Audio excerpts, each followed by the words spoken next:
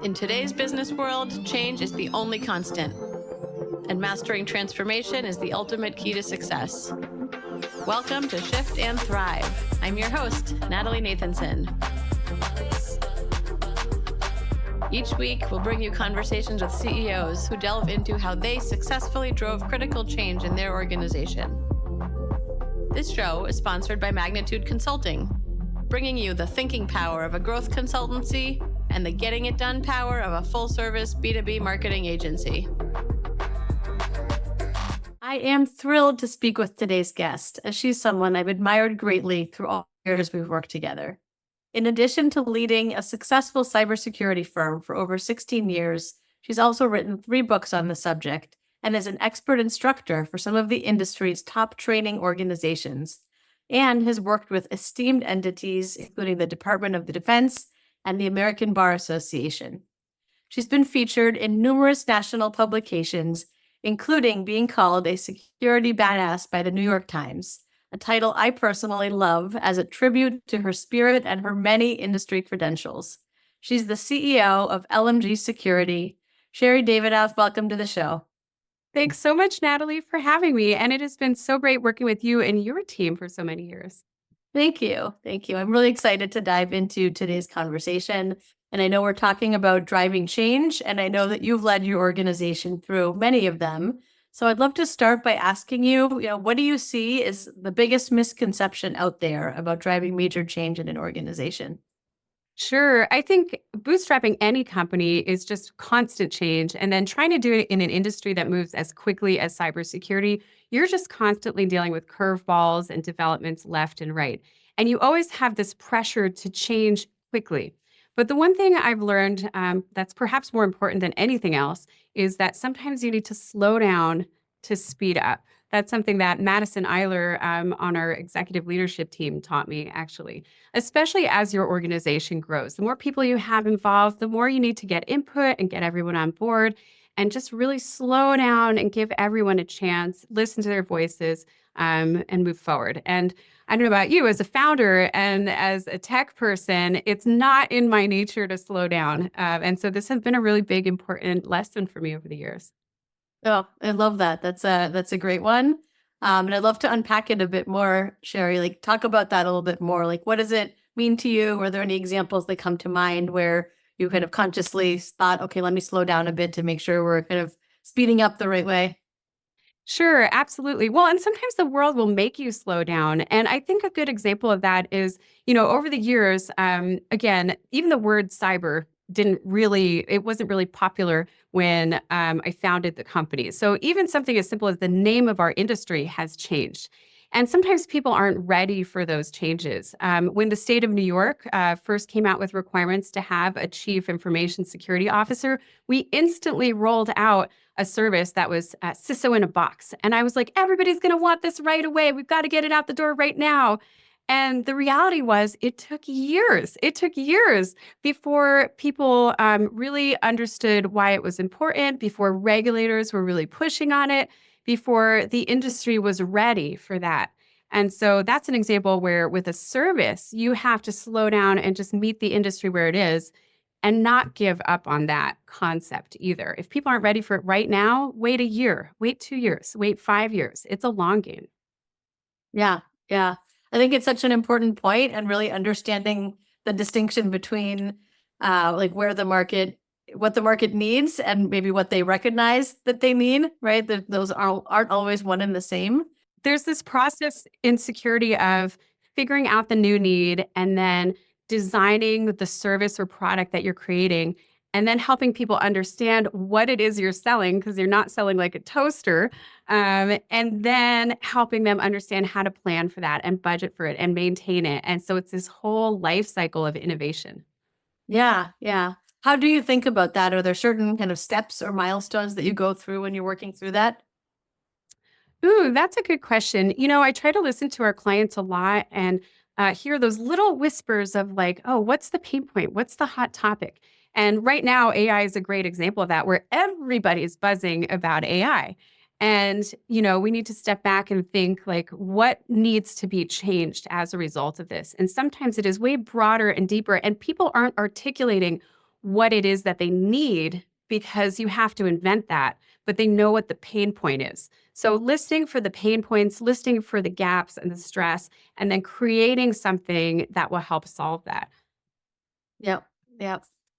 And I think, like as you say, in a market that's changing as fast as cybersecurity, unfortunately, there's always more pain points, right? It's an important business to be in because of that, and so really meeting the customers where they are. Absolutely. I'm curious, Sherri, you talked kind of a bit earlier about being a bootstrapped company, and that's something that for my organization as well, I really pride myself on having grown the business all these years in that way. I'm curious for you, how has that shaped the company, and do you think that's informed kind of any of your decision making differently? Absolutely. I mean, I think every bootstrapped company has that culture built in where you really need to be able to adapt quickly. In the early days, we were really there, like we were responding to everything and trying out new things constantly. And as you grow and evolve over time, you have to standardize your services, but we still keep, a lot of that core culture of and nimbleness in us. And I think that's really important. And just that can do attitude, because I don't know the structure of your company, but in 2017, I actually divested myself of 49%, and we use it for our employee shareholders. So we are very much a team of people who are invested. And I think that's really important, again, especially because it is really taken, a founder can't build a business on their own. It's really all about the people who are there supporting it and building all the different parts of your company. Yeah, yeah. I've talked to a few other clients that are also employee owned or have made that transition. Can you talk about kind of what was your decision to do that, and what were some of the things that you kind of experienced differently on the other end of it?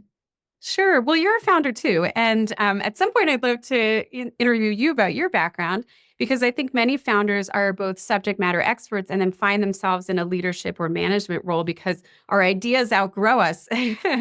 And that's certainly the position I found myself in. But I very much wanted to get input and kind of help. From the team in defining the vision of the company and the growth. And I feel like it's much more exciting to do it as a community and a group than to just try to strike off on your own. Yeah, yeah. I think that notion of kind of where you bring in leaders that are stronger than you in the different areas and making sure everyone Yes. can feel that accountability for the business. So it sounds like that's really a lot of what was behind it for you. Yeah. Yeah. So Sherri, I'd love to maybe dive into an example of a specific kind of change that you've driven. Is there something that comes to mind, whether it's kind of the biggest change, the toughest, the most impactful that you want to talk through? Yeah, as a consultant, I mean, I feel like we're lucky in that we're constantly driving change in many different organizations. And I've had the opportunity to work with boards of directors to really fundally influence security policy and practice. I often think of myself as an organizational therapist because so often things like a lack of patching or even just like a messy network closet, those little signs are symptoms of these often deep rifts within people in the organization.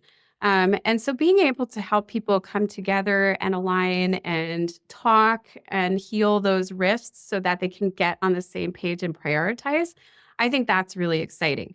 Um, that said, I think the very biggest change of all has been just creating a company, birthing a company.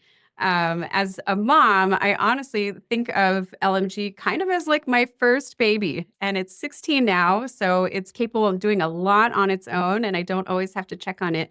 But the process of creating that has informed so much of what I do for my clients, and I would imagine it's probably similar for you as well. Yeah, yeah, for sure. And it's funny because I do talk about, magnitude as my first baby. So our company is like 12 and a half Ah, years old. My son is 10 and a half years old. So I did have the company baby before the first human one. And it is, I've talked to others about that progression on kind of the milestones from, right, it's a baby, it's a toddler, and then you bring in the team and all of a sudden it's running and running well, despite kind of what you're doing day to day, right? Of the CEO changes. yeah, it's amazing. Yeah, yeah. What were some of those kind of biggest milestones for you as you think about the evolution of the business? Are there any kind of key points that come to mind?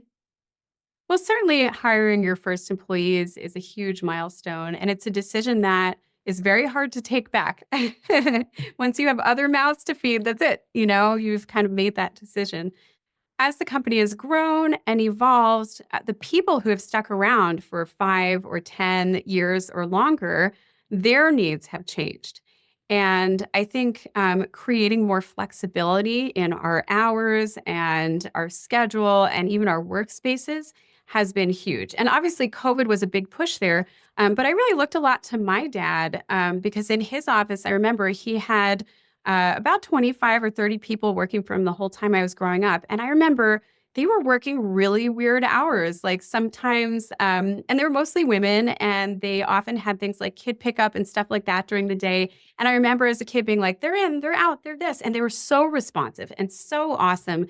And over time, I realized that that flexibility is not something you have in every job and every position. It's something an employer has to like cultivate and support and make it okay. And that's something I learned from him and have tried to emulate at LMG.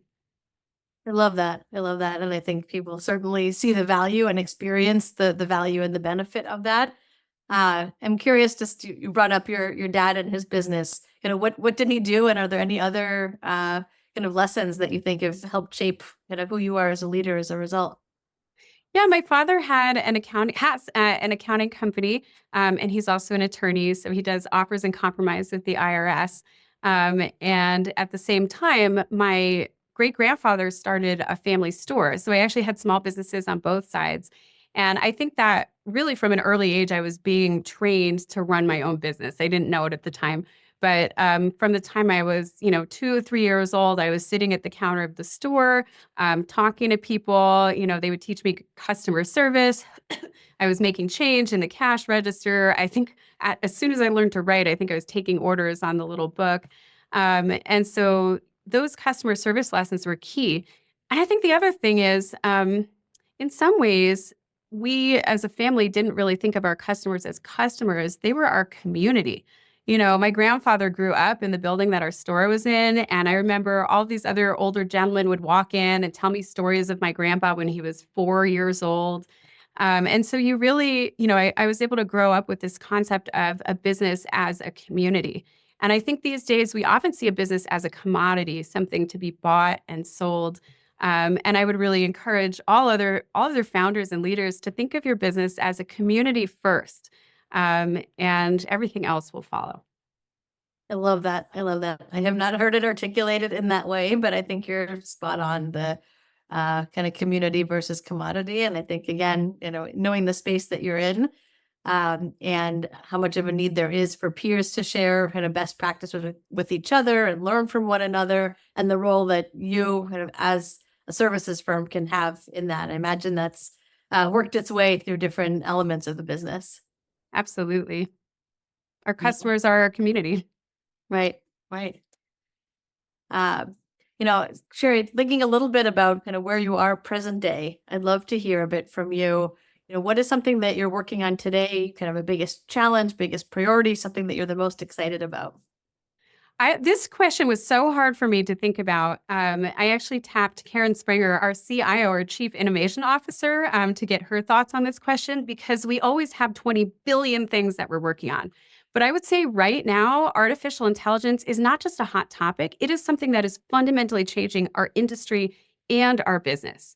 And it's a simple fact that when it comes to cybersecurity, AI is changing our risk profiles in ways that we're only going to find out over the next several years, if not longer. And then in terms of the business, we need to use it to be productive. Your competitors are using AI. You've got to start to take the bull by the horns and adopt it too, while thinking about safety and security and things like that. So we're really looking and moving forward on using AI both within our own company and also helping our clients update their whole security programs holistically to take that into account. It is a fundamental industry change right now. Yeah, yeah. I mean, I think we're seeing the ripple effects everywhere. I have my own set of stories from the marketing perspective. And I'm curious, just knowing what you know about Where AI is today. I know none of us can fully read the future, but what should organizations be thinking about now when it comes to cybersecurity and where AI is currently?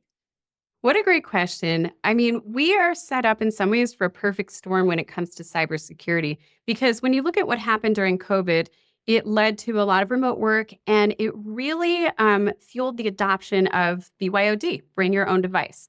I see now more than ever before, people are working using their own personal devices. And now we see on these platforms, AI is suddenly being integrated. And that's not something most companies have taken into account. The fact that when you're using your phone, AI may be capturing your information or analyzing it, and that can include corporate data now as well. So, really looking at how that's affecting our endpoints. Um, Also, people are using ChatGPT. They're using AI often without central approval. And if you have, I mean, your employees are using AI. And if you don't have a policy around it, then you're kind of turning a blind eye. So we all really need to be thinking about the fact we need to be looking at enabling the use of AI and trying to channel it and control it and contain it as opposed to just ignoring it or saying we're not ready. Yeah, it's been very interesting to see across different companies and different like risk profiles and companies of different sizes, what their reaction has been to the adoption of AI use. And I see it mostly from the marketing standpoint. But I was at a conference a couple months ago, and there was a handful of marketers that I talked to that said that they're not allowed to use any of the kind of generative AI tools in their organization because of the security concerns. And to me, that just sounds so backwards, right? I understand that you have to work through your policies and procedures and making sure that the right information is or is not allowed to go to the right places. But in a world that is changing so fast, it just strikes me that the companies that are kind of putting up a wall and just saying no, we're not ready for this, are just going to get so left so far behind the others. Well, I think you're spot on. And the nature of technology is that sometimes you have to move before you're ready. That's the nature of innovation in general and keeping up with the pace of change. So we all have to kind of breathe and say, we're not ready, but we're going here and we're going to do our best. And that can be a challenge. I know we started off with you have to slow down to speed up, but sometimes you don't have a choice. You've got to move forward. Right, right, for sure, sure. So Sherri, I love all the insights that you're sharing, and would love to kind of hear a little bit more about you. And how did you get to where you are? How did you go from kind of Sherri as a child? I know you had some exposure through your dad's entrepreneurial experience, but how did you get into cybersecurity? Tell me a little bit about your background. Yeah, I feel like I just ended up in the right place at the right time when it comes to security. Obviously, coming from a family of two small businesses was very formative. I wasn't really taught what it's like to work for someone else. Our parents very much expected us to be like little leaders and to manage ourselves. And my dad taught me things like reviewing contracts from a young age. Like I remember he wrote up a contract about my chores and I had to initial every page. And there were consequences if I didn't do them. And that honestly helps me in my day to day practice, reviewing things like proposals and statements of work and things like that. But when I ended up at MIT, it's funny how often it's not the classes you take, but the people you meet that really influence your life direction. I actually read an article about that recently too. And that was definitely the case for me. So when I was at MIT, I just fell into this group of hackers. And at the time, hacking did not mean like hacking on a computer. It actually meant physically breaking into buildings and climbing through the walls and old elevator shafts. So we would go hacking on Saturday nights, or we would pull hacks, meaning we would do something funny and a little offbeat and surprise people. Um, and then I think I was a junior or senior, and I was studying computer science, and I had a part-time job working on the information security team just by happenstance because I'm a night person and they had an advertisement and I was like, I can do that. I was already like monitoring a satellite all night. So I was like, might as well monitor the network. So that became my new job. And for the next several years, I kept doing that and kept working on the MIT network security team until I could figure out what I was going to do for my real career. And ultimately, that caught up with me. I started working at the Children's Hospital Boston and then worked at a consulting company. And at that company, I was specializing in physically breaking into banks. And that was really when it came full circle for me because a lot of those skills that I had learned climbing into elevator shafts and things like that were very, very relevant for my work. And there's no classes in that. It's not like I could sign up for like bank penetration testing 101. In fact, I'm very jealous of people who have gotten certifications and things like that in college in cybersecurity because those did not exist. I had to petition MIT in order to be able to study with the IT department and the security team. So ultimately, that was how I ended up starting my own company and getting into computer security as it evolved from computer security to information security and now to cybersecurity. Wow. Wow. I love that. And the fact that you're talking about how these trainings didn't exist and you had to Yeah. really create something out of nothing. And now here you are among myriad services that you offer, training being a core one. And I know one that is very well received. Yeah. Well, and for anybody out there who has a cybersecurity certification, I'm so jealous of you. And I think it's really wonderful that we're finally at a point of maturity in the industry where you can have those and they're valuable and they're useful. Right, right. Well, there's so much to learn. And I'm curious Yeah. from a training perspective, what are the things that you found kind of really, resonate with people as they're trying to kind of learn the space or kind of keep up with it? Are there certain things that you kind of do or think about when you're delivering training to really kind of get through to people? Well, much like marketers, it's all about telling stories, right, Natalie? So I think that's what I like to focus on.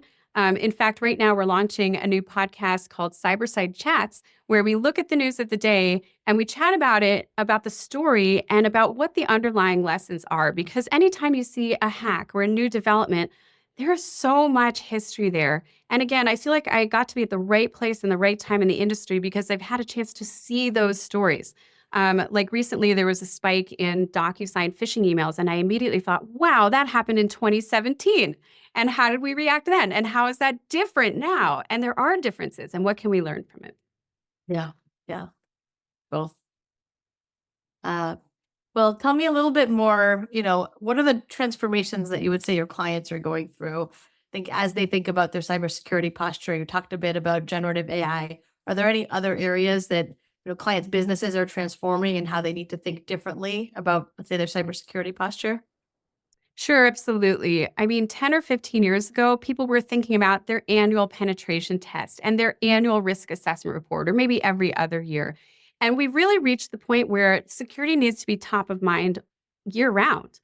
And so we are working with our clients right now to make sure that their security program is easy, it's simple enough. We're leveraging the latest tools and technologies and products. Excuse me. We're leveraging the latest tools and technologies and products to track those risks. It's especially important because the regulatory landscape is getting more and more complex, or your customers may have requirements. And so you need to be prepared to respond to questions about that all the time.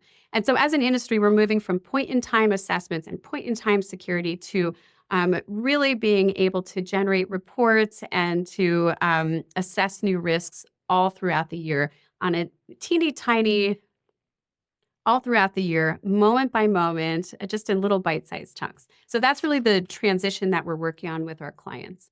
Yeah, yeah, that sounds very, very relevant. And how do you think about evolving the service offering? Is it more of kind of a light bulb and then transforming the service offering? Is it more incremental? How does that? How have you found that works best for your organization? A good example of this is our penetration testing. We do pen testing for clients. We've been doing it since our company's inception 16 years ago. And what we're finding is that companies no longer just need and want a pen test now. They might also need support from our team so that we can work with them and make sure their retests come up clean. We work with them on deploying tools like Tenable and then can show them how to use it so that their scans are coming up clean on a regular basis, or they know how to deal with the vulnerabilities. So a lot of it is that teach a man to fish mentality, holding our clients' hands when they need that, and just being available year round. We also have a virtual CISO service and a security expert service where we're coming in. Often we have monthly meetings, we're providing threat briefings and updates. So that bit of education, continuing education for security leadership, answering their questions, helping them make strategic decisions about cybersecurity. And also making sure that they have a plan, again, throughout the year to stagger their cybersecurity to-do list and to provide the support they need to check those check boxes. So, yeah, again, shifting more into that year-round community mindset and being there for our clients consistently. Yeah, sounds like a great evolution and really, like you said, meeting clients where they are, and that's really all under your leadership. And so I'm curious to ask you another question related to your leadership and thinking about all the experience you've gained over the years and what you know now. What advice would you give your younger self in your first ever leadership role if you were talking to the younger Sherri?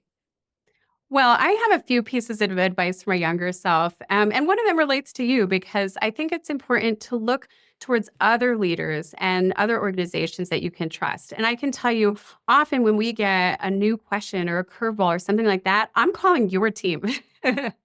And that has just been instrumental. Like leaders do not exist in a vacuum. Find other leaders, find other folks that you can work with and get advice from and rely on.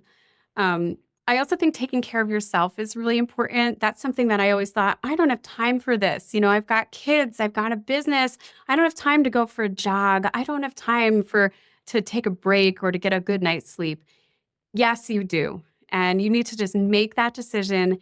And some opportunities will be missed as a result. You're not going to get everything done that you want to get done, but that's okay. You got to slow down to speed up, and it'll be better in the long run. Yeah. So those are two big pieces of advice that I wish I had known at the beginning, and I feel like are really helpful for me right now. Yeah, yeah. I really like that. And I think that, taking care of yourself is one that I think I've really seen a shift even just over the last decade of the recognition that it's not just kind of grind and kind of work as many hours as you can, but really finding that right balance and looking also how to optimize kind of your best thinking time and really kind of striking that balance that creates like holistically the best environment for the leader. And then that trickles down to the team as well. Yeah, and I like how you talked about your best thinking time because I've always been a night person and got that from my dad. And I think part of it is because there's that nighttime thinking time and giving your team the opportunity to choose the schedule that works for them when it can fit the business needs is so helpful. Yeah, yeah, and a very unique benefit that you can be bringing to your team. Yeah. Well, thank you, Sherri. This has been wonderful. I really love so much about what you shared about how you have evolved your services and how you've kept the business relevant through these fast changing times. So thank you so much for everything that you shared with us today. Thanks, Natalie, and thanks for your partnership. We couldn't be doing this without you. Thank you. Thank you. It's been wonderful. And to our listeners, thank you for listening. If today's episode gave you any valuable insights, and I'm sure that it did, please share it with someone. Spreading this kind of knowledge and information really helps all of us learn and grow as leaders and helps us to drive successful change and transformation in our organizations. So thanks again, Sherri. And this has been another fantastic episode of Shift and Thrive. See you all next time. That's a wrap for this week's episode. For show notes and more, visit shiftandthrivepodcast.com. A special thank you to our sponsor, Magnitude Consulting, bringing you the thinking power of a growth consultancy and the getting it done power of a full-service marketing agency to help B2B companies fuel their growth. For more information on Magnitude and to get your complimentary transformation readiness assessment, visit magnitudeconsulting.com/getready. Thank you so much for listening. We'll see you next week.